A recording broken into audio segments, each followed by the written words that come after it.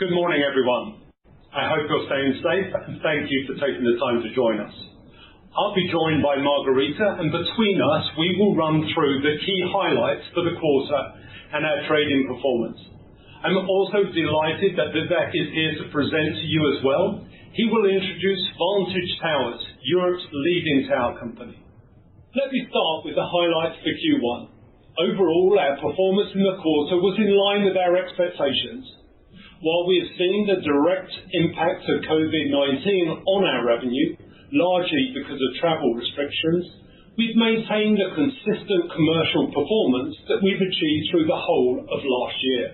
And in our largest market, Germany, our performance was particularly resilient. As a result, we are reconfirming both our EBITDA outlook and our free cash flow guidance for the year.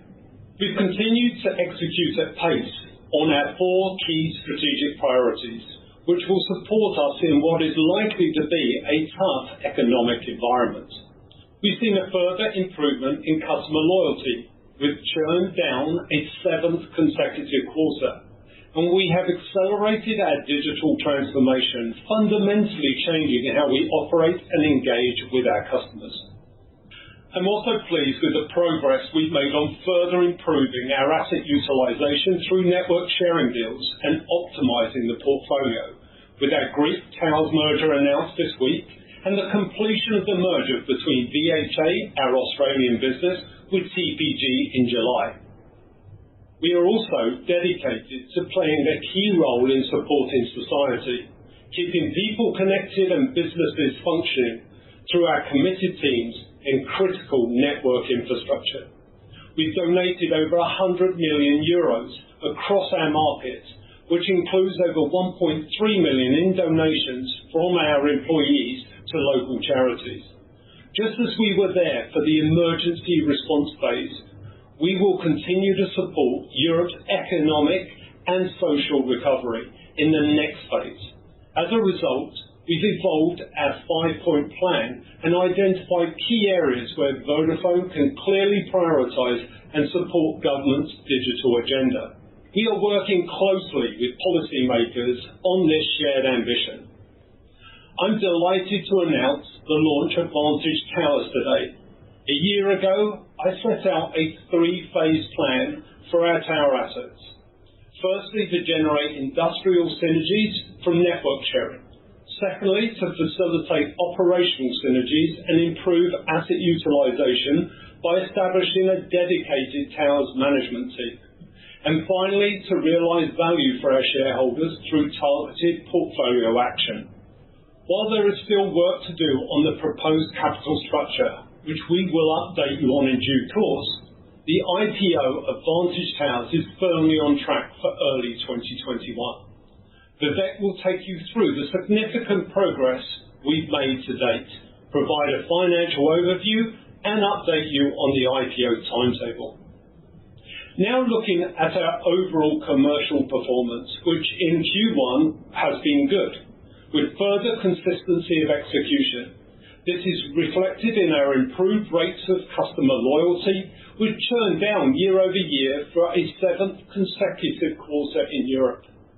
While the impact of COVID-19 has reduced the number of customers moving provider, the underlying trend is still both clear and encouraging, and a strong indication of the commercial actions we've taken across each of our markets. In fixed, our broadband performance was good despite COVID-19. Overall, we added 230,000 broadband customers in the quarter, and we added almost 430,000 NGN customers. As a result, our on-net penetration has continued to improve to around 30%. This sustained commercial momentum has been driven by a comprehensive set of commercial actions that we've implemented over the past 18 months. We're now competing effectively across all market segments, with unlimited data offers at the high end through to second brands in the value segment. We also have clear relative price positioning versus all other brands in the marketplace, allowing us to rapidly respond to price moves or promotions, ensuring we always remain competitive. We have also reduced our reliance on above-the-line offers. We are instead using a range of digital CRM tools to drive ARPU accretion across our customer base. As Europe's largest converged operator, we are leveraging our significant mobile base and further deepening the relationships we have with our customers by selling them bundled propositions or additional products to meet all of their communication needs. We've worked hard over the past 2 years to build and develop digital tools that not only make our operations more efficient, but are also better for our customers to engage with. In particular, My Vodafone app has enabled our customers to top up, upgrade and receive help from our virtual assistant Toby throughout the lockdown. We also use the app as a platform to educate customers on our digital services. As a result, we saw our online sales increase by over 50% year-over-year. We are also working closely with our business customers through the COVID crisis and are developing a range of new propositions to support them in managing the more complex hybrid home office environment we will be facing in the foreseeable future. So to sum up, our commercial performance has been good, and we are tracking in line with the scenario we outlined in May. While clearly there have been some negative effects from COVID, we have a relatively resilient business model, and I'm pleased with our continued consistent commercial performance. As I mentioned earlier, we are committed to supporting society, and we have further increased our focus during COVID-19. During the initial phase of the crisis, we executed well in delivering on our social contract through our rapid, comprehensive and coordinated 5-point plan. Our priorities were to maintain the quality of our networks, support critical services and keep people working, communicating and able to access education and essential information. As we look at the challenging economic period ahead, just as we were there for the emergency response phase, we're committed to playing a key role in supporting Europe's economic and social recovery. As a result, we've evolved our 5-point plan and identified 5 key areas where Vodafone can prioritise activity and support government's digital agenda. These are shown on the slide. This next phase gives us an opportunity not only help rebuild the economy, but also drive positive, sustainable industry change.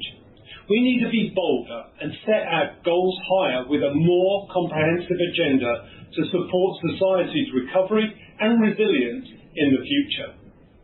However, we will not be able to do this alone. In order to achieve our objectives and the actions outlined on this slide, governments and regulators will need to support us as an industry with measures that promote a healthy, sustainable market structure that are supportive of network investment and enables us to make a fair return on the capital we deploy. We have some encouraging initial policy reviews, such as announced stimulus and policy programs for digital infrastructure, reassessment of spectrum auctions, and the approval of network sharing agreements across our markets. However, more still needs to be done, so we will continue to work hard on this shared ambition of a more resilient, sustainable and digital Europe. I will now hand over to Margherita, who will go through our Q1 trading review.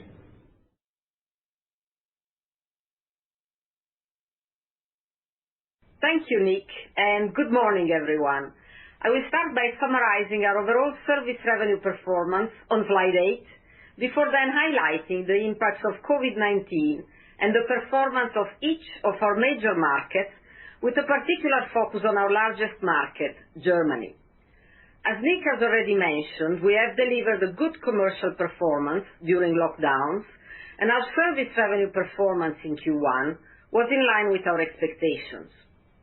COVID-19 had a significant impact in the quarter, bringing to a halt our accelerating growth trend. As you can see in the top left-hand chart, our service revenue growth reduced from plus 1.6% in Q4 to minus 1.3% in Q1.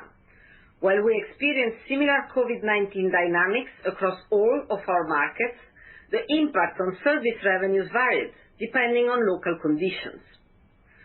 As outlined earlier, the performance of our German business was particularly resilient, thanks to the combination of rapid COVID-19 response in the country and our robust revenue mix.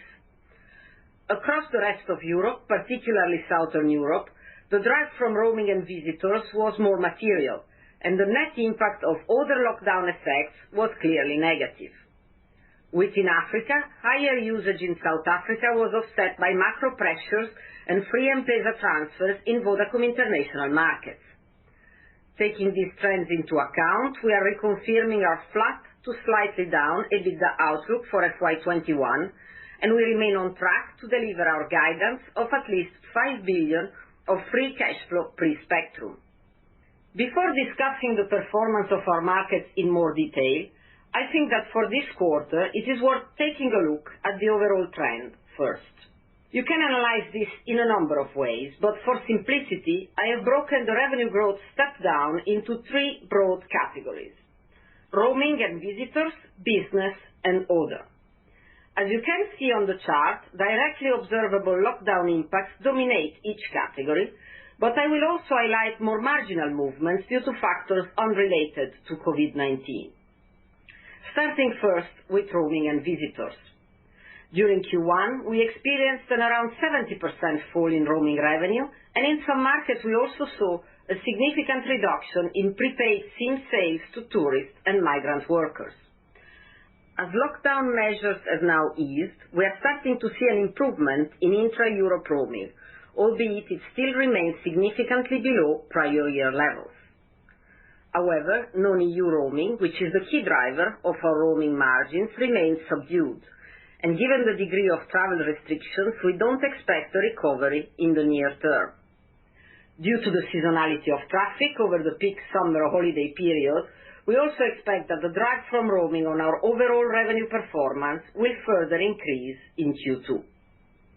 In business, we have experienced project deferrals, as expected, and a slowdown in IoT revenue growth, principally driven by lower automotive activity in Europe, where we have a significant presence. This has only been partially offset by higher business connectivity revenues, with many of our customers' employees working from home. We are now starting to see a recovery in IoT volumes, but expect corporate project deferrals to continue. To date, in Vodafone Business, we have not seen any significant impact from company closures, headcount reductions, or any material collection issues. However, we should expect these to become a feature in the coming quarters, especially as government support schemes come to an end. Finally, in Q1, we also experienced negative COVID impacts in consumer, which is reflected in the other category. We did see some positive revenue impacts from the increase in voice traffic at the beginning of lockdowns, but these were more than compensated by other factors, and in particular the drop of out-of-bundle prepaid traffic, top-up challenges in some of our smaller markets, and the zero rating of peer-to-peer M-Pesa transfers in Vodafone international markets. Now turning to Germany, which represents around 35% of group EBITDA and 40% of free cash flow. As the chart on the left illustrates, service revenues was flat year-on-year. Our Q1 organic growth rate includes for the first time the contribution of Unity Media. On a like-for-like basis, revenue growth slowed by only 50 basis points quarter-on-quarter, despite the impact of COVID-19, demonstrating good resilience. The drag from roaming and visitors was over 100 basis points quarter-on-quarter. However, this was partially offset by higher variable usage during lockdown and the lapping of international call rate regulation.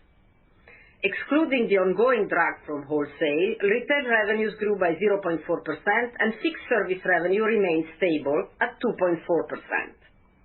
Our commercial momentum also remains solid despite the lockdown, supported by the rapid redeployment of our retail employees to online sales support. We added 74,000 cable customers in Q1 and continued to upsell higher speed plans within our customer base. We added 74,000 cable customers in Q1 and continued to upsell higher speed plans within our customer base. 1.8 out of our 10.8 million broadband base now enjoy speeds of at least 400 megabit per second, a position unique to Vodafone in the market. In mobile, customer additions in the quarter were impacted by COVID-19 related shop closures. However, in both consumer branded and business segments, contract churn dropped to single-digit levels. Finally, on TV, we will be launching a new harmonized offering across our entire cable footprint in August, bringing our superior Vodafone portfolio to the Unity Media footprint and delivering the full potential of our premium TV offer. We have continued to make rapid progress on integrating Unity Media.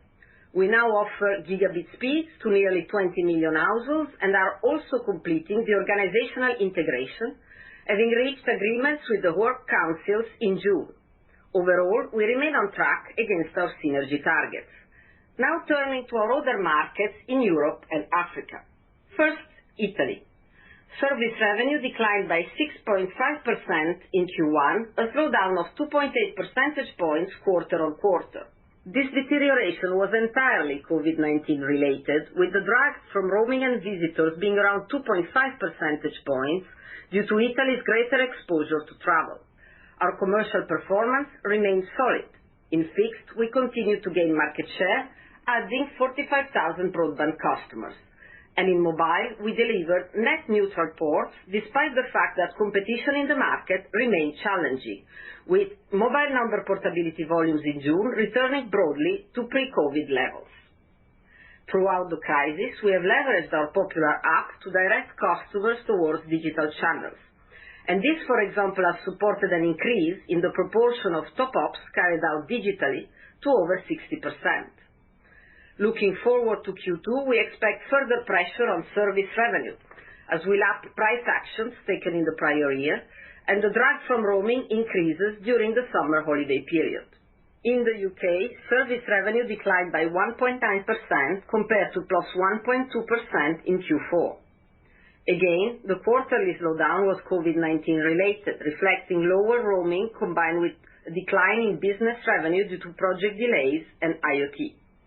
In response to the crisis, we rapidly developed new services for our business customers, allowing them, for example, to get a virtual customer contact center up and running in just 4 days, with a strong take-up by retailers and the NHS. Despite the slowdown in overall market activity, our commercial performance remained strong. Mobile contract net additions increased by 61,000, and we hit a new high in broadband, adding 74,000 customers in the quarter. In Spain, customer porting was significantly restricted by the government during April and May, but in June, market volumes exceeded pre-COVID levels with pent-up demand. We have also seen an increase in promotional activity by our competitors, with 50% discounts for new customers being extended once again from 3 to 6 months, and aggressive offers in both the high and low-end segments. The particularly extensive lockdown measures during Q1 significantly impacted our service revenue performance, which was 4.2 percentage points lower quarter-on-quarter. On top of roaming, we were impacted by a number of industry customer support measures, such as extra data offers and temporary service suspensions in business. We continue to compete effectively across all segments of the market, adding 170,000 new connections, and our base has now been growing for 4 consecutive quarters. In our older markets across Europe, service revenues declined by 3.1% in Q1 after a 3.4% growth in Q4. This was the only area in Europe with a non-COVID related slowdown, with increased competition in 2 markets, Greece and Ireland, as well as the lapping of prior year price increases in Romania. Finally, looking at Vodafone, the lockdown has seen mobile data usage in South Africa double year-on-year. Increased consumption was driven by new offers specifically designed for working from home and remote learning, as well as extensive government support packages. It was a very different picture in Vodafone's international markets, who do not benefit from the same support structures as South Africa.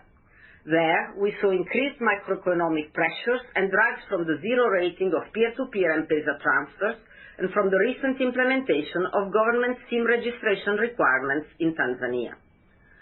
As a result, Vodafone Group service revenues grew by 1.5% in Q1 compared to 3.2% in the prior quarter. In summary, I am pleased with how we have performed commercially throughout this first full quarter of the COVID-19 crisis, reflecting our relatively resilient business model, our focus on digital customer journeys, and our broad range of commercial offers across all segments of the market. Looking ahead, there is still uncertainty on the macro environment. However, we are trading in line with our expectations and therefore are reconfirming our EBITDA outlook for the year and our free cash flow guidance of at least 5 billion pre-spectrum. And with that, I am delighted to hand over to Vivek, who will now introduce Vantage Towers. Good morning. My name is Vivek Badrinath, and I have been in this industry for about 25 years in various roles, in technology, in enterprise and B2B roles, and as well I've had a short foray into the hospitality industry as Deputy CEO of the Accor Group. Since last year, I've been leading the TowerCo project for Vodafone. And it's been a very unusual project, as you can imagine, especially in the last few months. In effect, we have mobilized several hundreds of people across Vodafone, both in the future TowerCo organization, as well as in all the group functions, to come to this point. And in the spirit of the legendary startup, we have been born not in a garage, but in hundreds of living rooms, home offices, and bedrooms across Europe. And today is a very important day for us. It's the first day of a new name, a new brand, and in effect a new company, Vantage Towers. It has a distinctive and I feel refreshing branding, and it symbolizes stability in a changing world. That is what we want to be for our customers, for our investors, for our employees, and for the communities in which we serve. Let me start by stating our clear ambition. We want to accelerate Europe's digital transformation in a sustainable way, altogether. And for this, we have three pillars to our strategy, which inform our plans: people, planet, and performance. We have an experienced management team with varied competencies and backgrounds within the sector and with different functional expertises. The team is now fully on board, working together, working very well together, and it has been setting up this company and putting in place the operational processes. I am joined by Thomas Reisten, our CFO, who has deep experience across several geographies and several functions in the finance area. Sonia Hernandez, who has been both on the vendor side, on the procurement side, and more recently was the CEO of Vodafone's Malta operations. We also are joined by Christian Sommer, who has been involved in most of the legal corporate work that the Vodafone Group has seen over the last years, as well as José Rivera, who, as Deputy CTO of Portugal, has had to drive a huge number of projects, in particular in deployment. We also have Nico Rama, who is our HRD and knows our German operations extremely well for having been the HRD of the technology function for Vodafone Germany. I do measure the responsibility which comes from the sheer scale of this asset base. We're talking about 68,000 macro sites across 9 different countries and an aggregated pro forma EBITDA, including in which equity accounted, of 680 million euros. We're talking about a number 1 or a number 2 position in almost all markets when you compare to other tower companies. And we have also, in addition, the potential to include the UK where, as regards Cornerstone, we're in ongoing discussions with our partner, Telefónica. To go into a bit more detail on the geographical split, you see here the large scale of our holdings in Germany and Spain, as well as Greece being a significant contributor on the basis of the announcement we made today of our transaction with Wind Hellas. We have great tenancies with marquee customers already and a clear potential to grow across several dimensions, which we will detail in our plans to come. This is the first time there has been a dedicated management team focused on driving increased asset utilization on this portfolio. We see growth on the organic side and also for other applications, which come from the fact that intrinsically we are a national grid of locations with energy readily available and connectivity, and this can be applied to several more areas. And we also have the opportunity, as required, to execute M&A in a disciplined way. We believe today that there are 6 big reasons to consider Vantage Towers as a very attractive investment proposition. First of all, Europe has a lot of potential to still commercialize towers, and we are well behind other geographies in terms of the commercialization of tower assets. Second, we come out of the door with a pre-agreed long-term inflation-indexed agreement with our high-quality customer base, and that includes obviously Vodafone. And Vodafone's a very strong anchor tenant, and in itself, it has a leading position in mobile across Europe.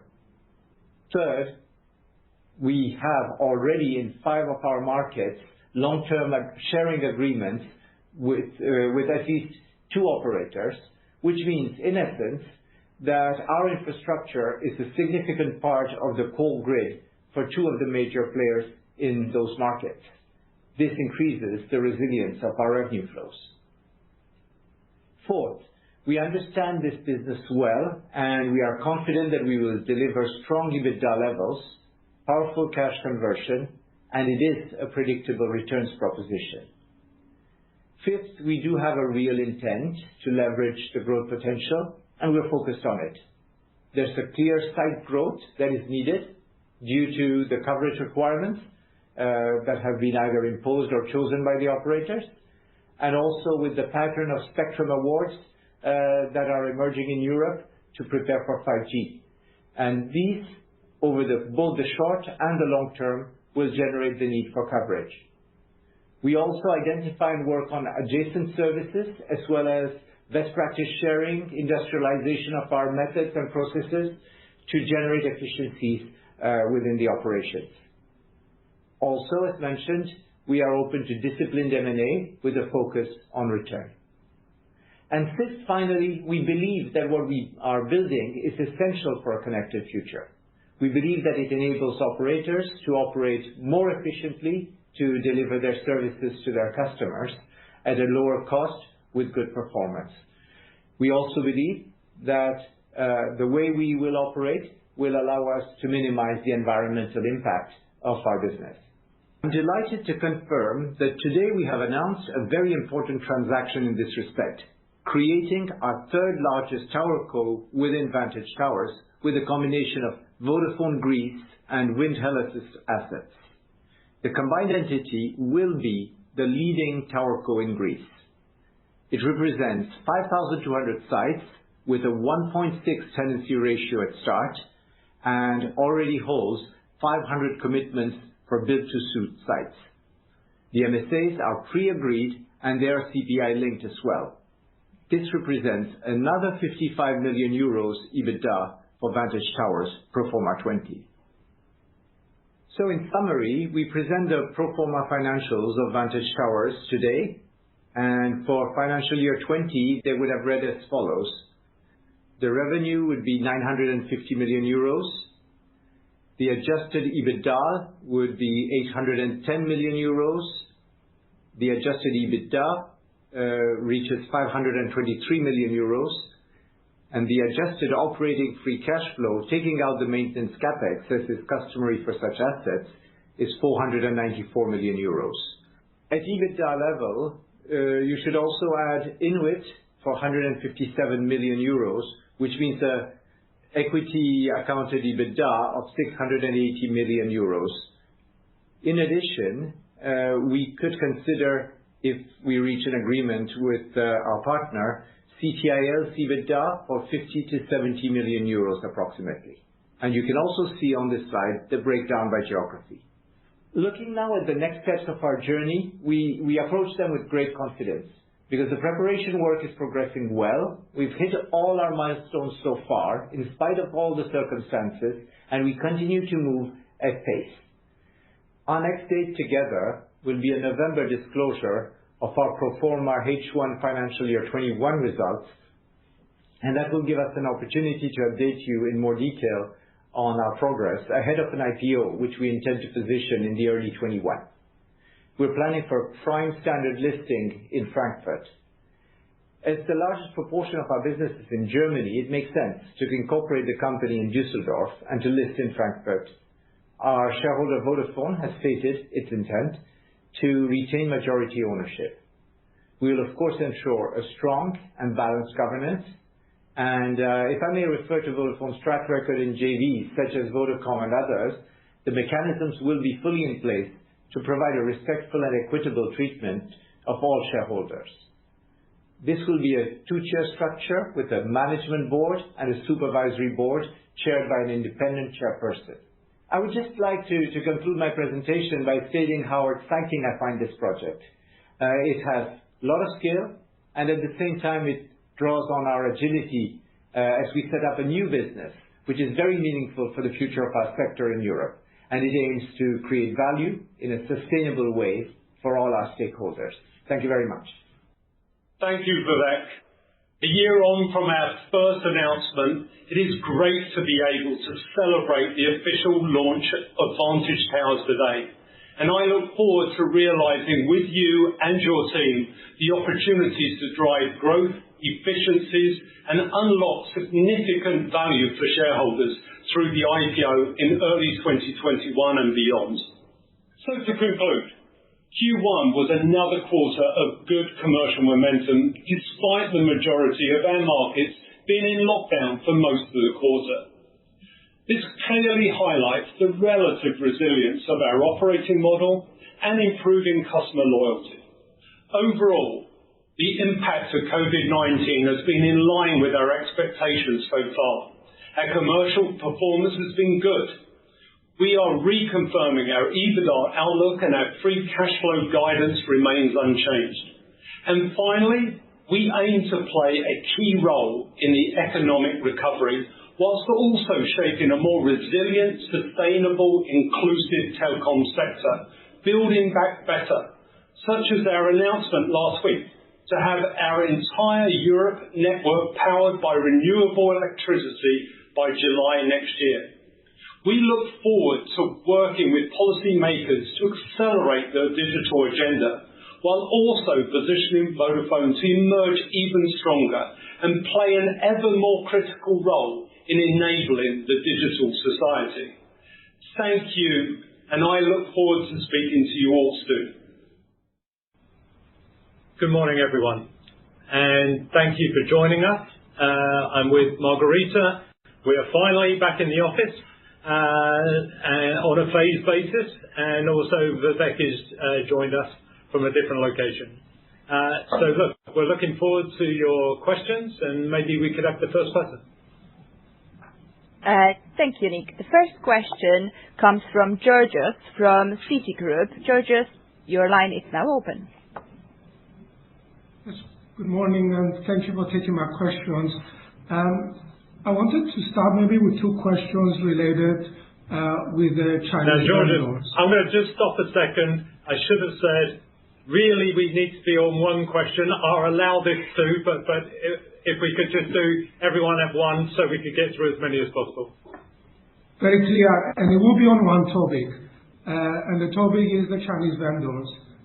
We've already had decisions in France and the UK where the stance is happening, and obviously a delay in the decision in Germany, which I understand now will probably come around September time at the earliest.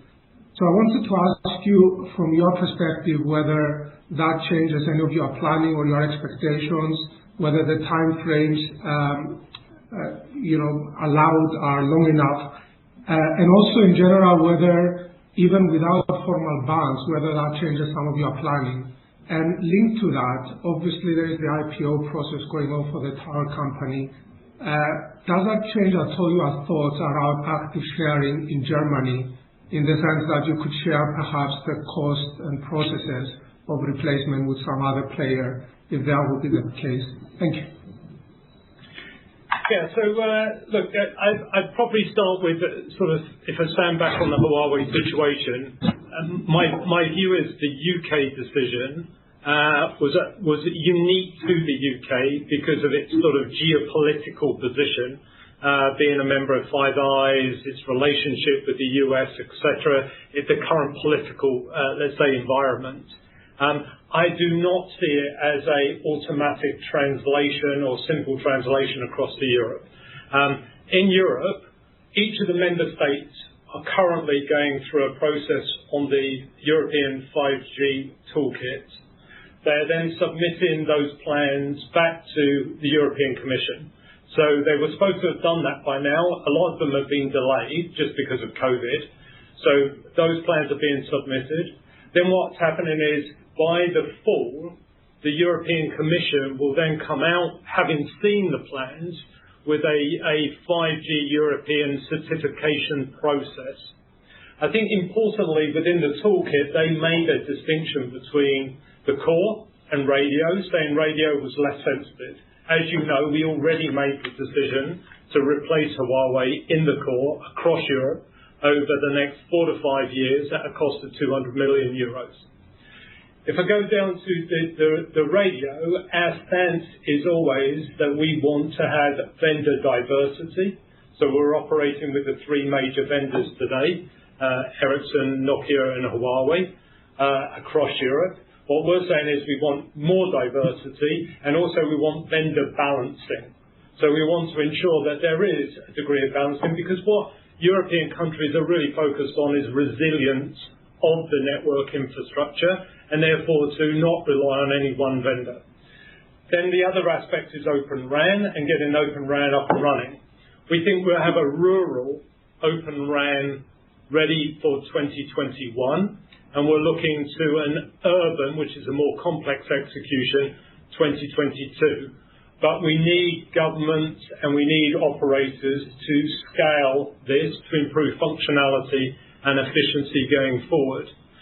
So what I'd say is, don't do a simple extrapolation. It's not that simple. We're engaged with each of the governments, good positive engagement by each country, as an industry as well, not just Vodafone on its own. To the point of Germany on active, we have been sort of engaged. We went through, as we explained to you, the different scenarios. We are doing some active sharing with Deutsche Telekom. We've agreed a reciprocal 1,800 sites. So we have 1,800, they have 1,800, that we will do a reciprocal sharing moving forward. That could be phase 1. We could look at whether there's opportunity past that. Okay, thank you. Okay, our next question is coming from Andrew Lee from Goldman Sachs. Andrew, please go ahead. Yeah, good morning, Nick and Margherita. I had a question just based on one of the starkest data points in your release this morning, which is the churn reduction. And so the question was actually regarding your cost base, and just whether you're seeing any evidence of lasting changing consumer behavior coming out of the COVID lockdown. Your churn's down 320 bits in the quarter. It would be great to hear your thoughts on whether any of this is structural, and how you are seeing physical commission trends as we come out of lockdown. Thank you. Thank you, Andrew. I think relative to churn, you may remember what we discussed back in May in terms of our own forecast for the year. And if you look back to what we said at the time, we didn't base our outlook on EBITDA or our cash flow guidance on the assumption that there would be a sort of long-lasting hibernation of the industry. We were keen to maintain our commercial momentum. We were seeing potentially some benefits coming through in the lockdown, but we didn't bet on long-lasting effects. And I think if I look at what we see in our markets at the moment, we do not see that. So what we see is benefits from the lockdown. Then as soon as the lockdown ends, volumes start to pick up again. If you look at, for example, Southern Europe, after mobile number portability gates have been opened, everyone has been sort of fast off the gate there. As far as we are concerned, in this environment, we are, number one, very pleased with our own commercial performance. If you look at the numbers that we have released, despite the lockdown, we have had a fantastic quarter, for example, on fixed broadband, and even some really good quarters in mobile. So we are competing effectively. And on the cost front, which was the first part of your question, we do see the benefits of digital coming through. So if I look at the execution on cost for the remainder of the year, both on A&R through different mix, more digital, this is structural. We'll see the benefit of that, but not the volume sort of substantial drop for a long period of time. And also on OPEX, we guided to at least 400 million of OPEX reduction for another year in Europe, and we are proceeding very well on the execution of that. Thank you. The next question comes from Jakob Bluestone from Credit Suisse. Jacob, please go ahead. Hi, good morning. Thanks for taking the question. Hope you're all doing well. Good to see you back in the office. I had a question on the tower EBITDA that you disclosed. Just if you could maybe help us a little bit with the bridge. You previously disclosed about 900 million of EBITDA. It's now closer to 700. Obviously, some of that is the reduction in stake in Inwit. I think there's some other factors explaining some of the difference as well, some accounting differences, some OPEX.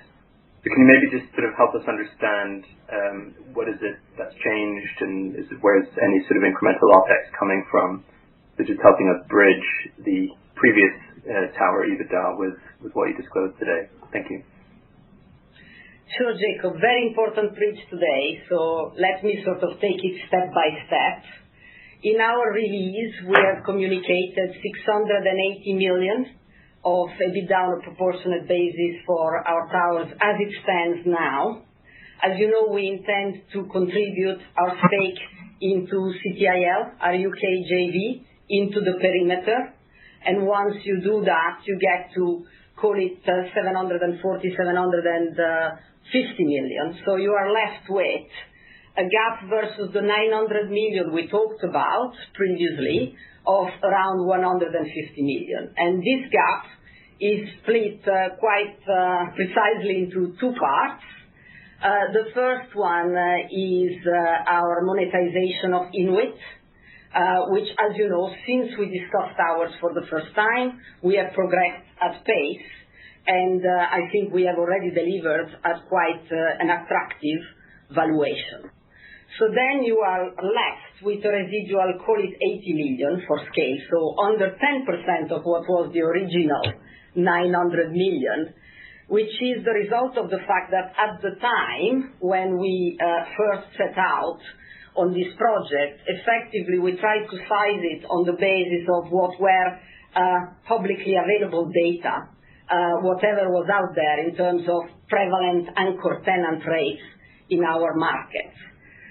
Fast forward to today, when the tower company is up and running, effectively we have been able to go into a great level of detail and establish specific MSAs on a market-by-market basis. And we have set the numbers on the back of this precise review. We have set them in a position which is quite important in terms of balance, because it allows, on one end, our markets to be competitive, and on the other end, I think it offers for the tower company a strong baseline to then build on its own growth for the future. This is really the main reason of this 80 million, let me call it organic gap. As you mentioned, there are other smaller factors, probably not worth a lot of conversation. There is a little bit of accounting adjustments that, again, we had to do as we went into more details. We have set out the teams. It's effectively coming to the final framework for the company to operate that has led to these numbers. Thank you. That's helpful. Next question comes from Nick Delfas from Redburn. Nick, please go ahead. Yep. Thanks very much. Can you hear me? Yep. So just one for Vivek maybe on CTIL. Obviously, the numbers you're talking about in there look rather low in terms of EBITDA. Could you talk a little bit about how you anticipate that changing? Obviously, it's a rather complicated situation given O2 and Virgin with their merger. Thanks very much. Maybe Vivek, just to give a perspective on CTIL. If you remember, CTIL was set up on a cost basis, so it was not set up as a profit center commercial business. It was just cost plus basis. So we've had to go through a process of converting it into a commercial business. We are going through that process as we speak. Obviously, then the announcement of O2 and Liberty. So we then re-engage with both of them to understand, the process. They're very supportive of the process. They like the strategic direction we're going. So it is very much our intention to roll CTIL stake to Vantage Towers in due course, and hopefully ahead of any IPO event. But of course, we have to go through that process. Okay, thanks very much. Could I just ask a very quick follow-up on physical stores? I just wanted to clarify, is your thinking changing about how quickly those might close? Well, I think we went out in May talking about retail stores and the fact, in the COVID world, you've seen digital just ramp. Online channels are 50% sales up year over year. So we are now looking at how do we optimize our retail stores more as part of the overall channel mix, and also indirects as well. What role indirects play and how much of a mix they are. So yes, I would say I see it more as an acceleration to, let's say, year 1 to year 3.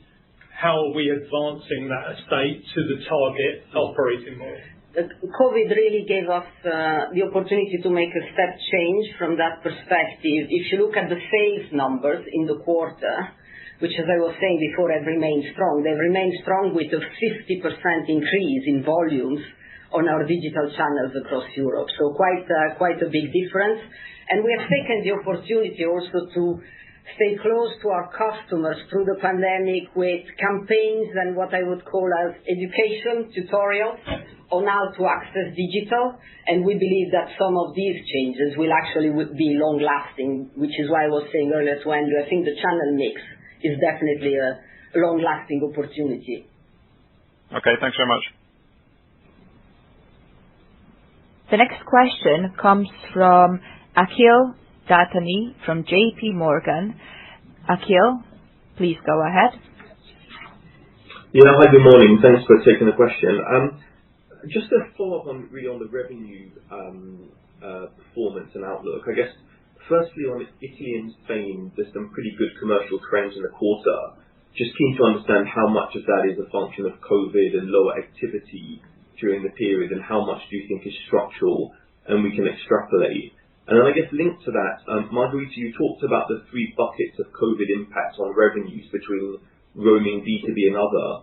Can you maybe give us a bit of colour on how you think about those 3 buckets as we go forward as well, please? Thanks. Sorry, Akhil, I think you were asking about UK and Spain.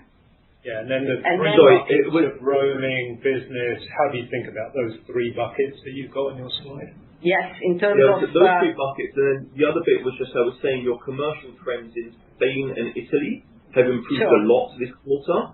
and I just wondered how much was COVID and lower activity through the lockdown, and then how much can we extrapolate as maybe being more structural improvements? Sure. So if I start from this last question on commercial performance, I think that there is a lot on what you have seen in the quarter that I would argue is our structural positioning. Clearly, the volumes of mobile number portability for both markets stepped down a lot across April and May. As I was saying earlier, as soon as you come to sort of mid-May, beginning of June, and the lift-off of the state of emergency in Spain, you could see the volumes for the market stepping back up again to substantially the levels at which they were pre-COVID, if not slightly higher, where there was even pent-up demand. Within this context, what I think is structural is our competitive positioning. You heard us say this multiple times in the past. We compete effectively in those markets now at all levels, right? So from the high end to the lower end with our second brands, and this is the position that we have maintained. I think through COVID, if anything, maybe a bit of an advantage from the fact that having good quality, reliable network has been very appreciated at the peak of the lockdowns. But generally speaking, I think it's our positioning. Spain has been growing this quarter, but has been growing for every single consecutive quarter for the last year on both fixed, mobile, broadband.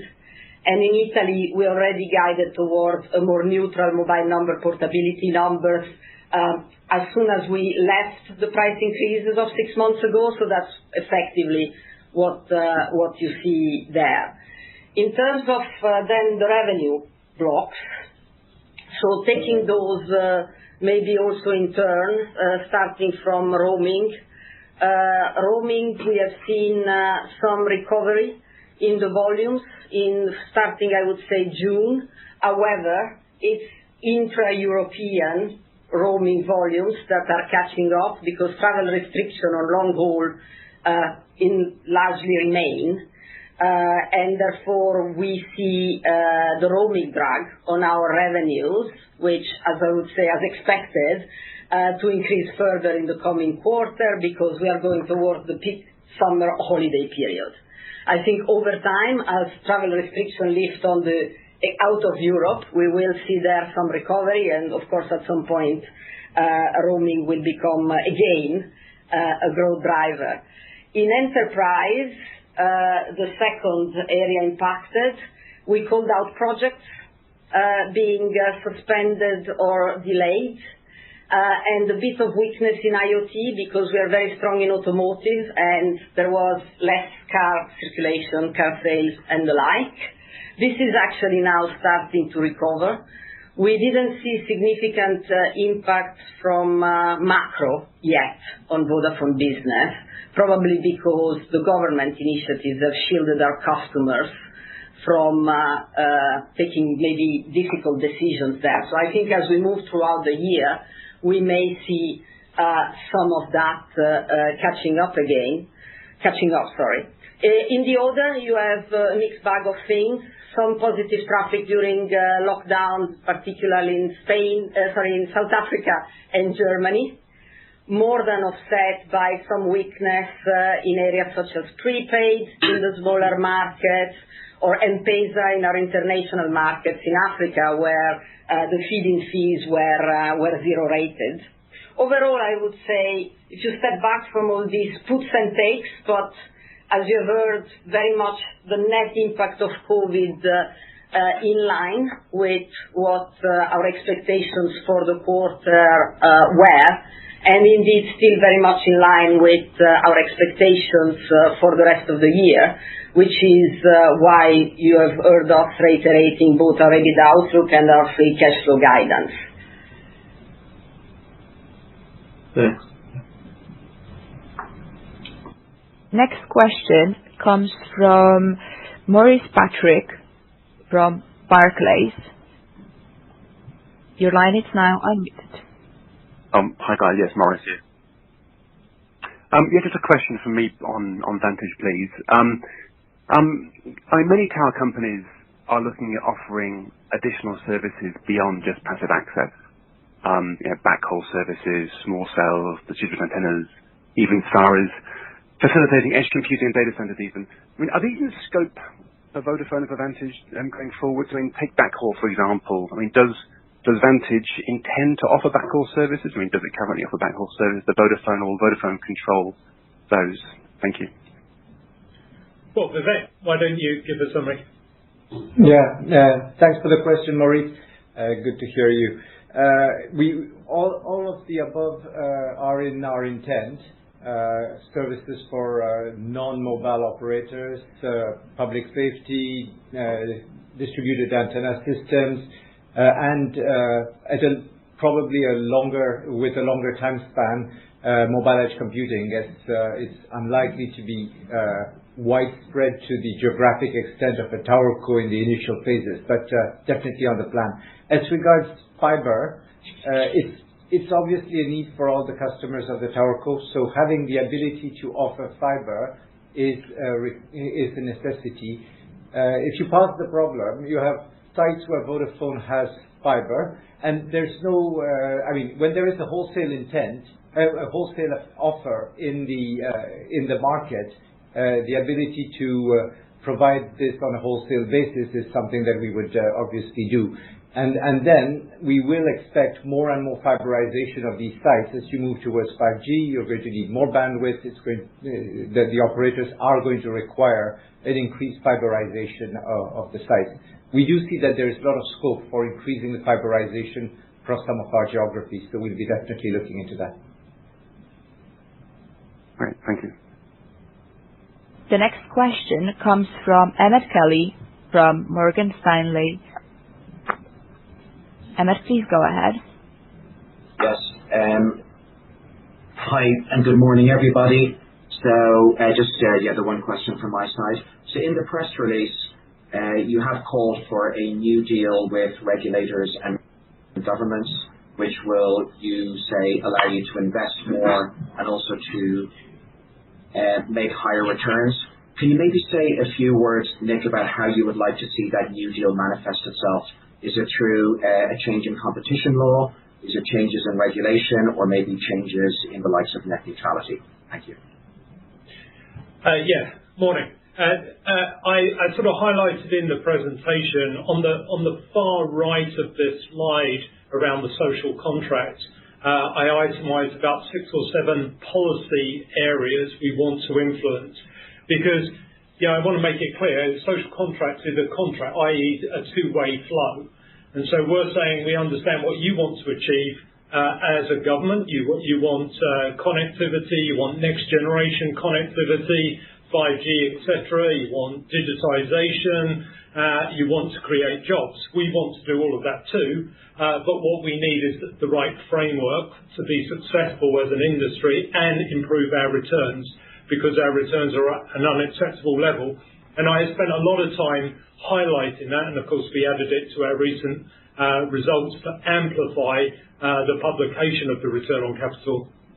I think in the short term, I think there's an opportunity around spectrum. So we had a good outcome or a decent outcome, let's say in Hungary, an okay outcome in Netherlands. We've got Spain and the UK that were engaged in saying, could we do different models, take a different approach? We're engaging in Italy in terms of the payment that's due next year, September, I think, 2021. Can we do that either deferred or staged payments? How can you support the industry? I'd say governments are now heightened aware of the state of the industry and how critical we are, and understand the need to support us, especially because they want 5G rolled out as quickly as possible. So I'd say spectrum is an immediate. There's some things around regulation, whether it's the rules and regulations around deployment, how can you make life easier for us? But also there's regulation around, let's say, disruptive value players that ride off the back of people that are willing to put hard money down in investment. And I think there's increasingly an understanding that we need to earn a return, and that regulation needs to be supportive and pro-investment and innovation. So I'd say these are the sort of more immediate ones, and then you can look further out about market structure. Can we have more infrastructure consolidation? We're doing a lot more sharing going forward versus retail. So making the distinction between the two and sort of supporting the industry going forward. Next question comes from James Ratzer from New Street. James, please go ahead. Yes, thank you very much indeed, and good morning. And thank you also for all the extra detail you've given around Vantage Towers. I was wondering if I could ask particularly about how you see consolidation in the European tower market going forward. I mean, it's obviously something you've been involved in so far. You've announced another deal in Greece this morning. I was wondering in particular, are there other markets where you see more opportunities to do tower deals with the Vantage portfolio? Is it Vodafone's intention to always keep a longer term majority in Vantage Towers? And how do you see the opening balance sheet of Vantage Towers? Will it have enough balance sheet capacity to go and undertake deals of its own if it wishes to? Thank you. Yeah, I will always defer to Margherita on balance sheets, but if I was simplifying it, what I would be saying is the primary focus is driving the big organic growth opportunity we have. Vivek was highlighting the various elements that we see in terms of coverage, in terms of densification, third-party tenancies, etc. We really see a big opportunity there. He highlights fibre to the site, various other things. So I think there's a big organic opportunity. And then what we would say on top of that is, yes, there will be, targeted, disciplined M&A that we will consider. I think Greece was a good example where we felt that was a very healthy development for Vantage Towers, and we wanted to take that opportunity. In terms of balance sheet? I think you have made the perfect summary clearly. We will always look at opportunities of what I would call disciplined M&A, and you have seen the case today with Greece. And we will look at our funding options for those. But the bulk of the growth will come from the organic progression and just growth in sites and tenants per site. And clearly, we've not determined yet level of leverage and where we set the balance sheet. We'll clearly reflect on that on the run-up to the IPO. But we would want it to be we would want it to be efficient, let's say. Thank you. Just to confirm, it is still your long-term intention to hold a majority in Vantage? Absolutely. Look, thank you. And the reason's very simple. First of all, we think it's a fantastic asset, a strategic asset, with a great opportunity to create real value for shareholders, and we want our Vodafone shareholders to reap that benefit as well. And then secondly, of course, technology, we're in a fast-moving, developing industry, and so we want to make sure that we have the right flexibility for both Vodafone and Vantage Towers to ensure we can compete going forward. Great, thank you. Next question comes from Usman Ghazi from Berenberg. Usman, please go ahead. Hello, everyone. Thank you for taking my question. I just had a question around possibly the late order impacts of COVID. And I just wanted to ask if you're seeing any changes in terms of bad debts or requests for extension of payment terms increase over the last few weeks since lockdowns have been lifted, or have things been fairly stable? Thank you. Sure. I think the summary is things have remained fairly stable. We have not seen any material change in behavior in our business customers. Some requests for suspensions of service here and there during the lockdown phase, but nothing material. And I think this is probably due to what I was describing earlier, which is our own customers weren't faced with difficult choices just yet. And so things have progressed as normal. And we will have to see in the coming quarters if that changes in any shape or form. Thank you. Next question goes to Robert Grindle from Deutsche Bank. Robert, please go ahead. Thank you. Good morning, everyone. I was looking at your mobile data trends in Europe, your usage growth. It actually accelerated by 12% in Q4, but it slowed down by 5% in Q1. I wonder, do you know why that is? Is it because we're all just sending less silly memes to each other? Is more of that data going over home broadband Wi-Fi? And is that a material benefit to your network and CapEx? Thanks.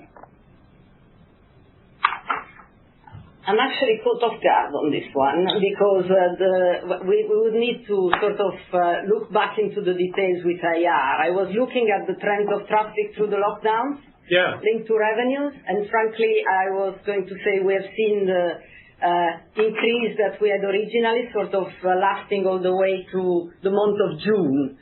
So in other words, it peaked and sort of slightly drifted down, but I don't remember it. Materially moving. I think we need to see if there was something in Q4 that we need to look into or the trend. IR can give you maybe more details later. Okay, the data over, well, that was my calculation, so I'll follow up on that. Is more of the traffic going over home broadband? Yes, for sure. During the lockdown, the biggest peaks we have experienced were in fixed traffic. Fixed increased much more than mobile because people effectively were working from home. And it was interesting also that it was a peak that was lasting throughout the day. But we have seen increases in both. And again, to my understanding is that in Europe, certainly they are continuing. So I wouldn't, because I think actually if you decompose it a little bit, there probably is some people using more Wi-Fi. But at the same time, there's a lot of people, as we penetrate unlimited plans, that are having an exponential growth in mobile and are happy to stay on the mobile network and not the poor Wi-Fi. So I would say it's a number of factors. It's probably also business as well. People that are business customers, obviously, at home more. Okay. Is there a CapEx benefit or headwind or tailwind? No, don't think about anything material from all this. Okay. Thank you. Next question comes from Polo Tang at UBS. Polo, please go ahead. Morning, everyone. Just have a bigger picture question in terms of consolidation. So what's your view on the recent European General Court ruling that overturned the EC decision in terms of the O2-3 UK merger? Do you think that this will lead to a new wave of consolidation in the sector? And are you detecting any change in terms of sentiment or attitude from politicians and regulators on the topic? Yeah, I think when I sort of reflect on it, I'd say that the ECJ decision itself, in my view, is sort of an incremental positive, but not transformational. I do think that the Netherlands decision was really important. So if you're a failing operator, being allowed to leave the market and then not have remedies on the other players to create another player. So I think that was a very important decision. And then I add on top of that the COVID environment and the feeling that this is critical national infrastructure, that actually scale is important and earning returns and having rollout, having the right financial environment for operators is important. And therefore you add all of it together and then you sort of say that I think there's a general acceptance that the European market broadly is highly fragmented with over 40 groups of operators versus the US with 3, China with 3, India with 3, etc. So I think there's a feeling that there needs to be better formulas going forward. Now, does that automatically mean there's a stampede for consolidation? I don't necessarily think, but you're seeing infrastructure consolidation led by us taking place, the networks coming together. I think this sharing more of network and infrastructure will definitely happen. And then there's a case of what happens with retail brands and what level of competition that is felt necessary in the marketplace that does not hold back investment. Thanks. So I'd say positive momentum, but not necessarily overnight transformational. Clear. Next question comes from David Wright from Bank of America. David, please go ahead. Yeah, thank you very much for taking the questions today. It's actually a question that follows on from some of your comments in the last question, Nick. And in regards to the Netherlands and your current JV there with Liberty, it does feel like Ms. Vestager has in recent times talked about the potential for more cross-border deals. And, as you've said, Europe does look very fragmented versus maybe other major regions. You obviously have the JV with Liberty. I believe there's some optionality around that. One of the options that has been discussed with Liberty management has been the potential for a cross-border deal with Telenet. So I just did wonder whether you would ever be open to such a transaction, perhaps going down to minority stake, as long as the existing dividend upstream sort of leverage agreement was sort of broadly maintained. I wondered if you had any views on that. Goodness me, that's a very generous photograph you just put up, by the way. 20 years of European telcos have weathered me a little more than that. Thank you. Yeah, and you don't have the COVID beard on that photo. David, I would say that, look, if I stand back, I'm really, really delighted with the performance of our Dutch business. It's been a really successful integration, good growth, a really good performance. Obviously, they've got their results coming after us, so I can't really talk about it, but we are really pleased with the delivery under Jeroen, the CEO. So we're very happy with the construct of the market. It's an excellent market. We've got a fantastic asset within the market, and we have co-control. So I would struggle to see why I would want to give that up for a minority position in a cross-border combination. Clearly, if Mike feels there's something compelling, that's a question more for Mike than it is for me. So we're really pleased with where we're at. We remain a very disciplined investor. So clearly, if people are going to step forward with offers, we would always consider at the board level. But at this point in time, we're very delighted with the business and its performance. Okay, very clear. Thank you very much. Next question comes from Adam Fox-Rumley from HSBC. Adam, please go ahead. Thanks very much. I was wondering if there are any more thoughts on monetizing tower assets at the individual country level, whether there are any processes still ongoing there, or if the portfolio is roughly set as is. And then I suppose looking at the numbers this morning, you can see that 90% of Vantage Towers revenues are coming from the Vodafone MSA. Would it be right to think about a medium-term target to get that to a lower number, 80-85% over time? Thanks.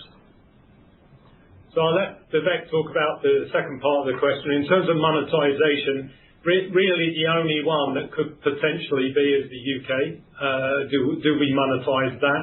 Really, we're focused on the IPO of Vantage Towers. So at some point you have to say, let's focus on that and just move forward with the IPO.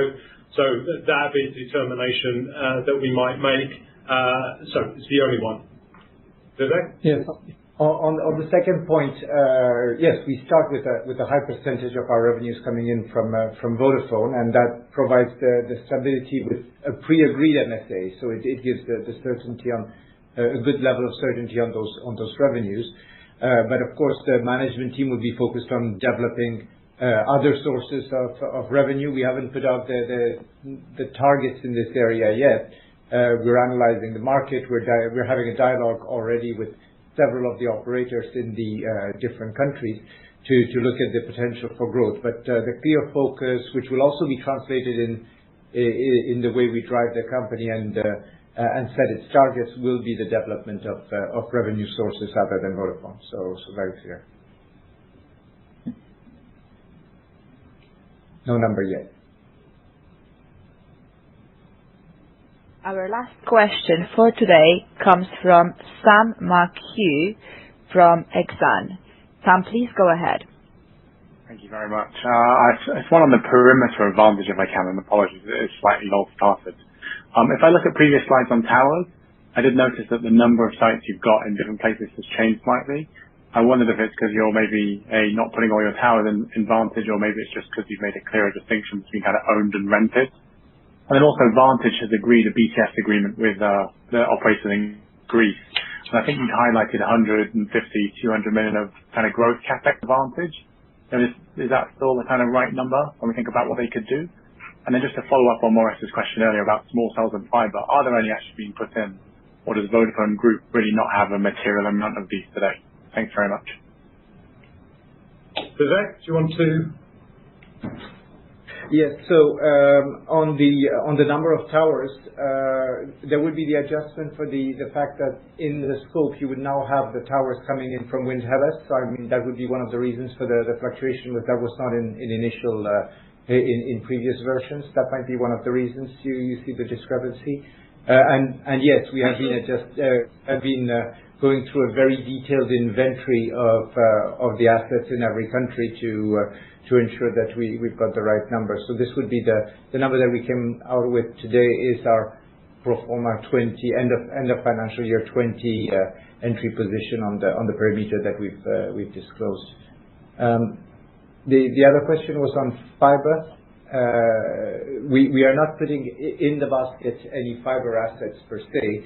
The option that we're taking is to work on having a wholesale offering that enables operators alongside their rental on the tower to benefit from access to fiber. So that's a service offering, but it's not in the assets that are transferred.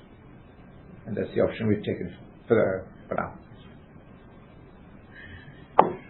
I think there was a third part on the growth CapEx. We will share much more about all these once we come to our Capital Market Day ahead of the IPO. So it's together with the funding structure. We will give you more details at a later stage. Today it was about sharing the current perimeter.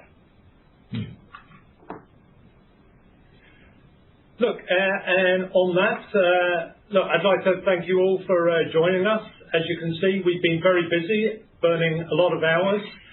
We need a rest, so we'll take a small vacation at some point over the coming month. And look, we all look forward to seeing you in September and beyond at various events and our results. All right, take care, and I hope you all have a good and safe summer.